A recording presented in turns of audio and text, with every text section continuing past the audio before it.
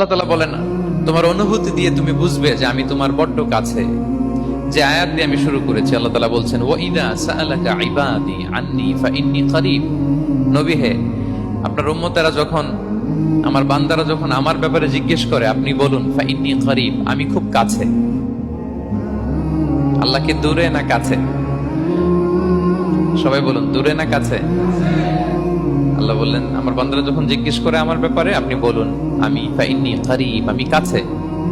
উজিবু দাওয়াতাদ দাঈ ইযা দাআন, কেউ যখন আমার কাছে দোয়া করে চায়, আমি তার ডাকে সাড়া দেই। তাহলে এই আয়াত থেকে বুঝলাম আল্লাহ তাআলা কাছে। এখানে তো আল্লাহ কেবল কাছে বলেছেন, আরেকটা আয়াতে আল্লাহ বলেছেন আমি সবচাইতে কাছে, আমার চাইতে কাছে তোমার কেউ হতে পারে না। ওয়া নাহনু আকরাবু ইলাইহি মিন হাবিলিল ওয়ারিদ। আমাদের এখানে গ্রীবাস্থ একটা ধমনী আছে, এই ধমনীটা কেটে দিলে মানুষ মরে যায়। আল্লাহ বলে, তোমার এই ধমনীর সাহারক তোমার যত কাছে, আমি আল্লাহ তোমার তার চাইতেও বেশি কাছে।